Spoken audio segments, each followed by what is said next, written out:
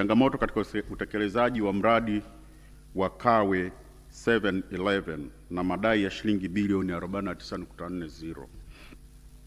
Mheshimiwa Rais, mradi wa ujenzi wa nyumba wa 711 katika eneo la Kawe unaotekelezwa na Shirika la Nyumba la Taifa kwa maana National Housing Corporation ulizinduliwa mwaka 2014 kwa gharama ya shilingi bilioni 105.11. Hata hivyo, mradi huo ulisitishwa mwaka 2018 baada ya kufikia asilimia 25 ya utekelezaji kutokana na ucheleweshaji wa malipo kwa mkandarasi.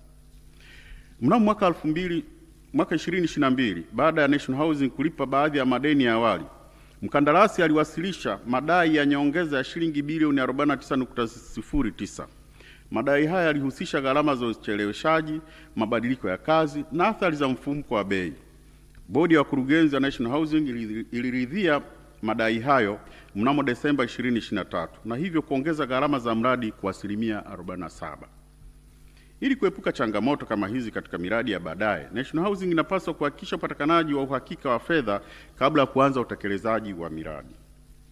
Miradi ya ubia iliyosimama kwa miaka 11 hadi 27 bila kukamilika. Ukaguzi umebaini kuwa miradi 24 ya ubia iliyoanzishwa na Shirika la Nyumba la Taifa National Housing Corporation imekwama kuanzia miaka 11 hadi miaka 27. Licha ya kwamba mikataba yake ya awali ilihitaji iwe imekamilika ndani ya miaka 2 hadi 3. Pamoja na changamoto hizi, National Housing ilisaini mikataba mingine 20 ya ubia katika mwaka wa fedha wa 2023-2024. Hatua inaongeza idadi ya miradi ambayo haijazalisha faida wala kuleta matokeo yaliyokusudiwa. Usimamizi usioridhisha utekelezaji wa miradi hii umesababisha rasilimali za shirika ikiwemo ardhi, majengo na fedha kuzuiwa katika miradi ambayo haichangii mapato. Hali hii inahatarisha ukuaji endelevu wa shirika na kuathiri matumizi bora ya mali zake.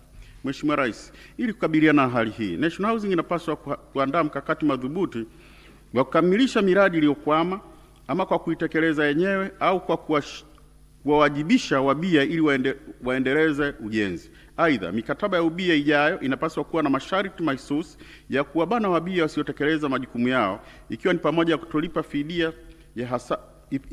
kulipa fidia ya hasara inayopatikana kutokana na ucheleweshaji huo.